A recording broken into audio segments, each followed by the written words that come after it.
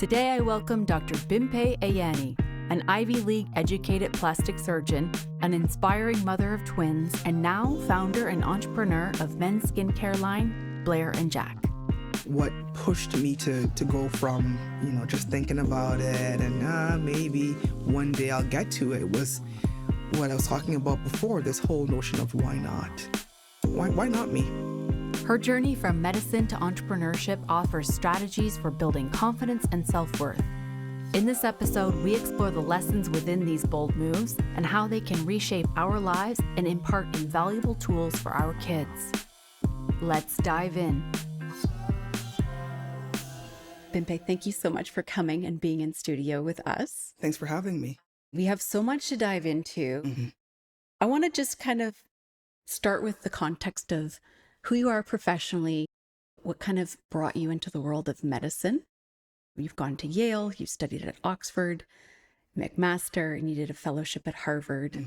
You've risen through the ranks through surgery and started a venture as of recently as an entrepreneur. So before we get into all of that, I feel that there is a family lesson of mentorship and entrepreneurship in your backstory. Yes. Remind me how many surgeons are in your family today? A ton. Okay. So starting with my father, my dad's a general surgeon. Yes. He retired recently. Growing up, Dad would say, you know what, guys, just do whatever you want. Really? Do whatever makes you happy. Just be a professional. And lo and behold, one by one. So I'm one of 5 children and 4 of us are surgeons. So medicine has sort of over the years become the family business. So even though I was born in Montreal, I spent my childhood in Nigeria. I love just the unity, the togetherness, bonding with relatives. So that was a very important part of my childhood growing up. And then for the medical part of things, my dad had this amazing job. So even though he trained at McGill in Montreal, he wanted to go back home, back to Nigeria to make the country healthier. And my dad had many patients who couldn't afford to go to the main hospital. And so he opened up his own little sort of private center. And he would fix their hernias, remove their lumps and bumps and cysts at no cost. And so I always think back and say, you know what, that is such a wonderful skill and a wonderful attribute that he passed on to all of us. And something that as a mom now, I kind of want to pass on to my kids, my twins. Well, you touched upon something I think will be important for listeners. Your father was very open about allowing you guys to be curious and explore. You have twins now. I do. How old are they? They're 5. They're 5. Yes. So when you think about your father's legacy, what he taught you and how you're taking that and you're making it your own, how do you foster that curiosity in the 5-year-old today? I think for me, as a kid, I was a quiet kid growing up. I kind of stuck to myself. I was a middle child, number 3 out of 5. And my parents, my family, they always gave me that space. So they didn't say, be more like X. It was just, this is who you are. And that is absolutely okay. It's okay to be quiet. It's okay to be nice. And I'll get back to that. Because for my dad, as a surgeon, you have this role where you can walk into a room and demand, power and scream for your instruments and whatnot. And my dad was never like that, so he sort of taught us directly and indirectly that it's okay to be a nice guy. It's okay to be polite. It's okay to be humble. And so those are really important values and virtues that I wanted to pass on. But I think for me as a mom, what's really important is just pushing kids to not feel boxed. Kids, they're just they're blank slates and they can do a lot more than I think we give them credit for. You know your kid well. Watch, look for cues. When you ask a kid a question like, oh, how was school today? Oftentimes the answer that I get on the drive home is, it was good. And that's the end of the conversation. One thing I noticed my dad had done over the years was no matter how busy he was with his practice, no matter how busy mom was with all her different activities, we would always come home and sit down together for dinner every single day. Right. When you have an hour or even half an hour to sit together, you get a much fuller picture of what their days are like. So when you kind of gather all that information and data, you can kind of apply that to what they do, to Yeah. their activities. And I think for my kids, I really just put them out there and just tell them like, my, question when I choose your activities and choose the things you take part in is why not? Why not? I don't want to limit you because of the things that I may not know how to do. Oh, interesting. Yes. You touched about something on your father's leadership style. Hmm. What are the most important qualities in your own leadership as it relates to your Hmm. medical professional Hmm. experience? So I came into medicine so I finished my degree at Yale, then spent a year doing a master's at Columbia in New York City, which was wonderful. Yeah. And then moved to Ottawa for medical school, and then McMaster for residency, and then Harvard for the fellowship. So I share all that to sort of show Yeah, it's yeah. a The long, timelines. yeah, it's a long haul. And I think what I learned by that is just this notion that you can do hard things. And I think it really made me more tenacious a person so that as a leader, things aren't going to be easy. Hmm. You'll make tough calls Hmm. and tough decisions, but you just kind of keep on trucking the same way you kept trucking along the years when you were still studying. And, Hmm. your friends had all been settled in their career for a couple of years and you're still a student. I think also leadership is sometimes you sort of define it as, being the one in control and calling all the shots. My dad, in his style, in how he's so respected by his peers, seeing that interplay between when you lead and when you follow, I think has been very interesting. Hmm. So you follow at times instead of always being in the driver's seat. Along the way, when you're in school, you're kind of collecting these moments where you're like, oh, I was able to do that in this way here. And then you applied it into another Hmm. facet. Hmm. And I think sometimes that's a bit of a lost art because we we don't apply one lesson in a different paradigm Hmm. sometimes. And Hmm. I think being able to go, hey, when I was a student, I knew how to move past this place of discomfort to get Right. here. Hmm. Now I can do the same thing 20 years later and I Yes. can apply the knowledge from 20 years ago. I don't always see people doing that. Yeah, I think being able to look back and just reflect on lessons learned, um, it takes a lot of, yeah, self-reflection, Hmm. mistakes made and what you learned from them. It's not always comfortable. Hmm. And what you're asking actually makes me think back to the long days or the rough days back in medical school where, so for example, if you're on rotation that you're not enjoying at all, and it takes everything out of you to get up and get out of bed Hmm. to go to this block in a certain area of medicine that you're not gonna practice in, but it's required of you. Hmm. So it's just that notion of showing up. I don't want to be here, but I'm still going to show up. That's an important life skill. And I do that like as a mom. Like my kids will sometimes say, "Oh, well, this thing, swimming is so hard." And I say, "Yep, it is." Yeah. So We pack up show your up. stuff. We're still going. So yeah, there's something to be said for just pushing through.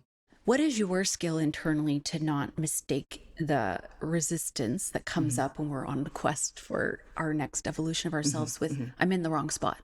I think I'm of two minds. Sometimes you are in the wrong spot. Yes. And it takes just really sitting with the discomfort and trying to really analyze at a deep level. What is it about this scenario that is making me feel this way?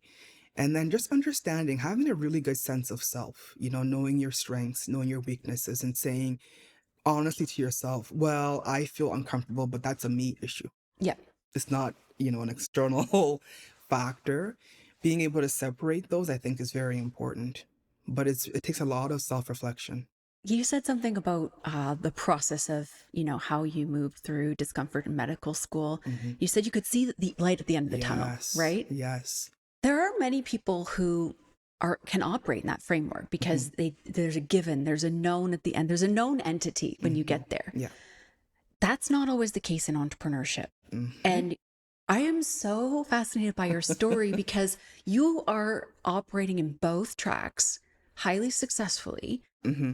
What has the track of medicine taught you that Hmm. you can apply to entrepreneurship, and what has been completely new terrain that you've had to cultivate a skill on as Hmm. you've kind of built this business for Hmm. yourself? So from medicine, I think I have the ability to Hmm. synthesize a lot of information, to be very analytical Hmm. in my approach, to be very good at managing my time and being organized. And then the entrepreneurship piece, I think the main difference is just what you're saying is there are no guarantees. Hmm. With entrepreneurship, there's no real playbook. Hmm. And every day is just another day of trying to put things together. And you sometimes have to stop and say, what am I doing? Hmm. And who do I think I am? And I think it's this fascinating industry where you keep on showing up, Yeah. even when your knees tremble a little bit because you're thinking like, whoa. And I think what I love about it is just that a lot of things that I do scare me. I'm picking up skills and talking to different trades and industries that I've never worked with, Yeah. which can be scary. But I love that. I love that just not being the pro or the expert, and having to rely on my gut feeling, my ability to sort of think on the spot, Yeah. lots of troubleshooting, lots and lots of that. And Yeah. you know what I do? I'm being very purposeful in Hmm. passing that along to my kids. Okay. And every so often, I get a moment or a glimpse of it, and I get very excited for them and for their futures. So my twins are 5. Blair is our daughter, and Jackson's our son. And it's just very funny watching boy-girl twins grow up in strengths and weaknesses and interests and likes. And one thing that I'd love to see is Blair tends to be cautious when approaching new activities, whereas Jackson is cautious in approaching new people. Oh, So they okay. have this thing where they are just the perfect balance for Yeah. each other. So I remember when Blair started learning how to ride her bike, oh, she was terrified. Yeah.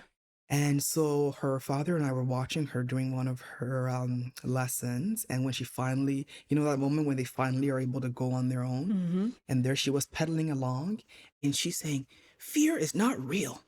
Fear. Like, I love this highlight, story. oh, yeah, fear is not real. The thing I'm learning through this story is that you're teaching your kids of learning how to access something from inside of them, Absolutely. all on their own, Yes, and draw on it exactly when they need it. absolutely. So for you building your company, Hmm.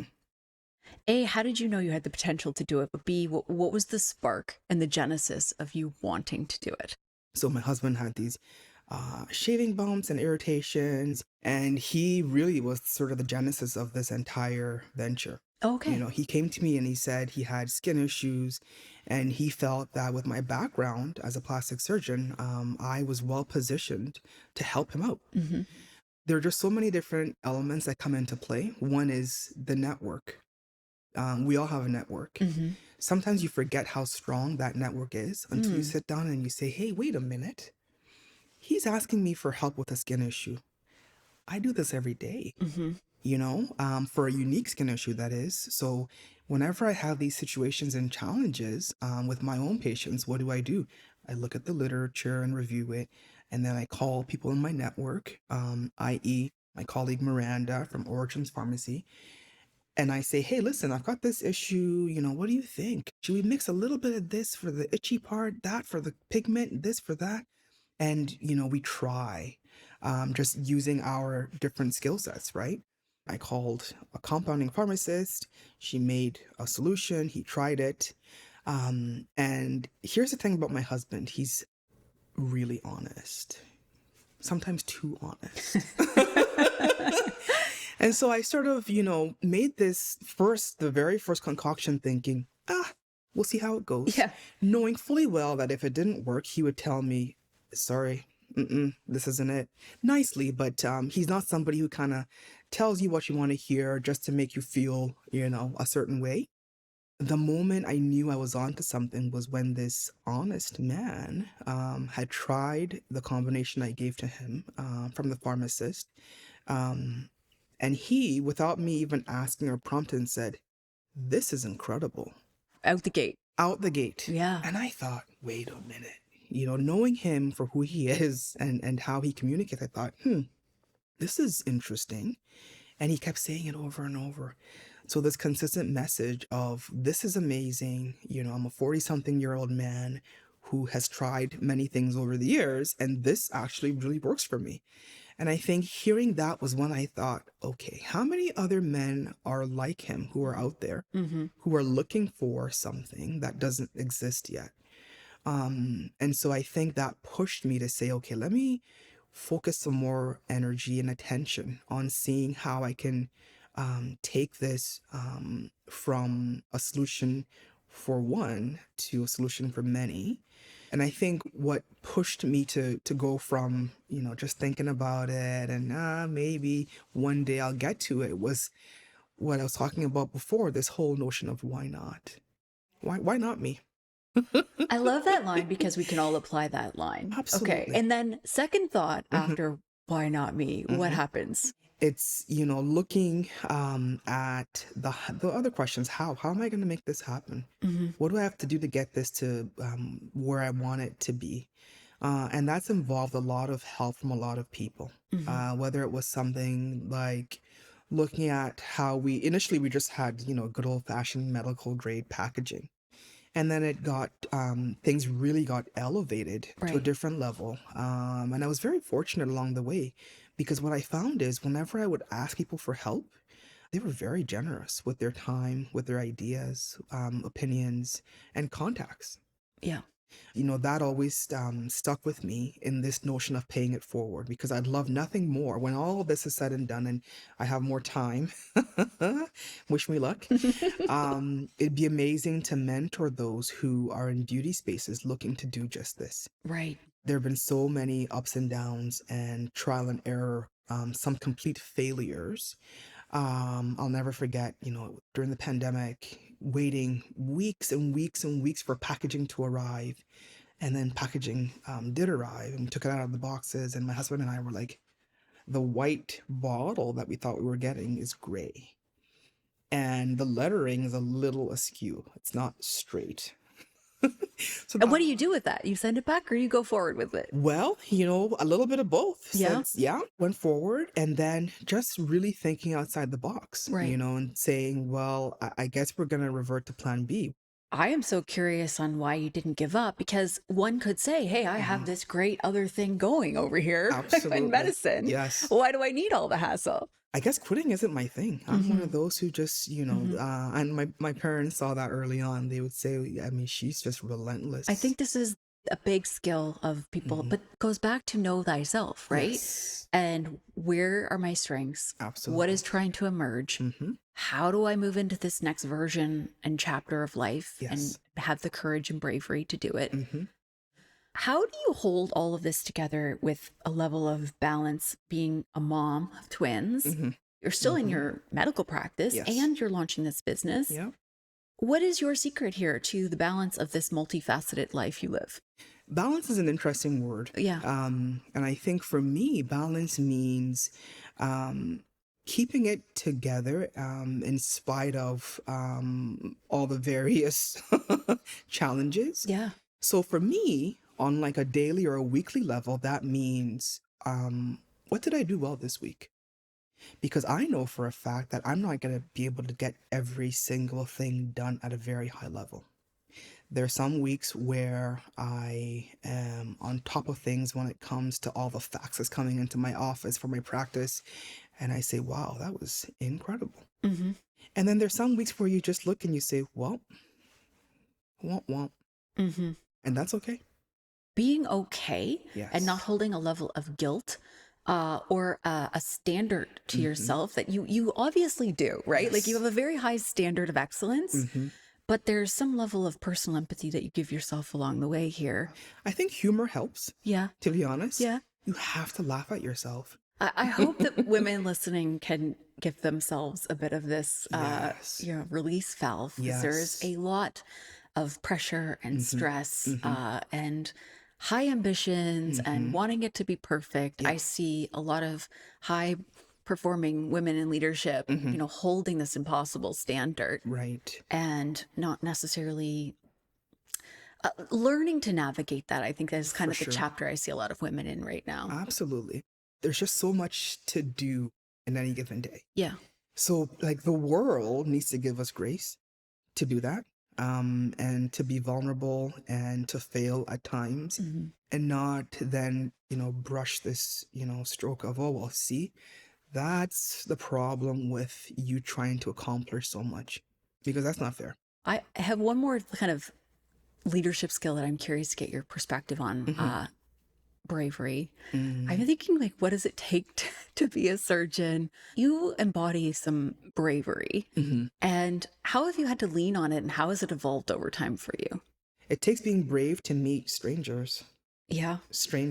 on some of their toughest days, and being able to have them trust that you're going to put their best interests in mind. In many ways, it goes both ways. They're pretty brave as well. Fear is real. It's real for everybody. Yes. Yes. And I don't think there's anyone who doesn't feel it. Exactly. Yes. And embracing it. Yeah. And saying, you know what? I'm coming into this with very good intentions. It's the most important thing. Like, you're trying to help people, and you push through, you persevere in spite of, what you think, what the world thinks, how people have defined you, your own limitations you set on yourself. You Yeah. have to put all that aside and just say, no, no, no, here is the mission, and I'm going to get it done. There's nothing more important than people feeling comfortable in their bodies and with their skin. And, Yes.